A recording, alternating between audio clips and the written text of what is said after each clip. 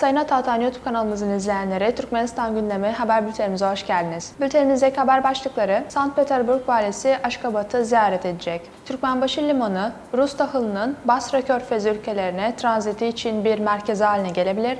Ve son haberimiz, Türkmenistan Büyükelçisi NATO Genel Sekreteri ile görüştü. İlk haberimiz, Sankt Petersburg valisi Aşkabat'ı ziyaret ediyor. Rusya'nın Sankt Petersburg valisi Alexander Beglov, Türkmenistan'ın başkenti Aşkabat'a resmi bir ziyarette bulunuyor. Beglov, Aşkabat'ta Türkmenistan Devlet Başkanı Sardar Berdimuhamedov ile görüşecek. Ekonomik, insani ve sosyal alanlarda işbirliği konularının yanı sıra Sankt Petersburg şirketlerinin Türkmenistan'da uyguladığı projelerin görüşülmesi planlanıyor. Ziyaret kapsamında Türkmen halkının milli lideri Türkmenistan Halk Maslahatı Başkanı Gurbanguly Berdimuhamedov, Türkmenistan Bakanlar Kurulu Başkan Yardımcısı, Dışişleri Bakanı Reşit Meredov ile görüşmeler yapılması planlanmakta. Rus valisi Sankt Petersburg'un Türkmenistan ile ticari ve dostluk bağlarının güçlendirilmesine büyük önem verdiğini kaydetti. Aşkabat'ta dostluk anıtının temel atma töreni yapılacak.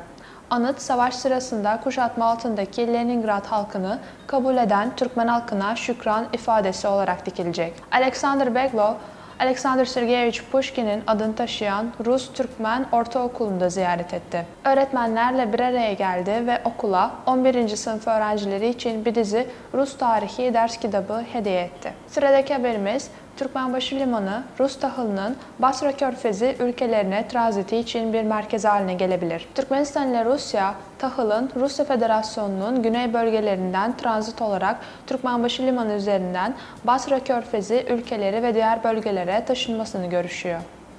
Bu, Türkmenistan Deniz ve Nehir Taşımacılığı Ajansı, Türkmen Deniz Derya Yolları tarafından resmi web sitesinde bildirildi. Türkmenbaşı Uluslararası Limanı'nda sevkiyattan önce en uygun depolama koşullarını ve nem kontrolünü sağlayan toplam 35.000 metreküp kapasiteli 14 modern tahıl silosu bulunmakta. Tahıl taşımacılığı, Maltumulu, Türkmenistan ve Balkan Ulusal Filosu'na ait gemilerin yanı sıra Türkmenbaşı Uluslararası Limanı'nın altyapısı kullanılarak gerçekleştirilmekte. Astrahan'dan gelen kargolar, genel kargo terminali ve dökme yük terminali olmak üzere iki terminal arasında verimli bir şekilde dağıtılmakta. Genel kargo terminali etkin boşaltma ve yükleme hizmetleri sunarak kargoların karada hızlı ve güvenli bir şekilde taşınmasına olanak sağlıyor.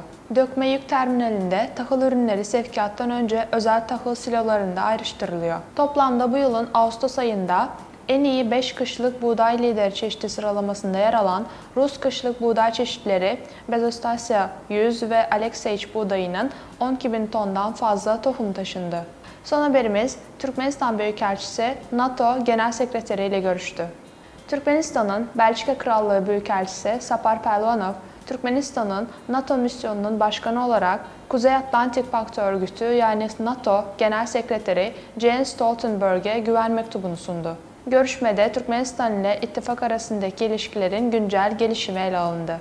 Devam eden ortak çalışmalar kapsamında taraflar, eğitim sektöründe başarıyla uygulanan işbirliği programlarına dikkat çekti ve taraflar için öncelikli alanlarda ilişkileri güçlendirmeye hazır olduklarını ifade ettiler. Büyükelçi, Türkmenistan'ın dış politikasının kalıcı tarafsızlık, barışçılık, iyi komşuluk ilişkileri ve demokrasiye dayalı temel ilkelerini vurguladı.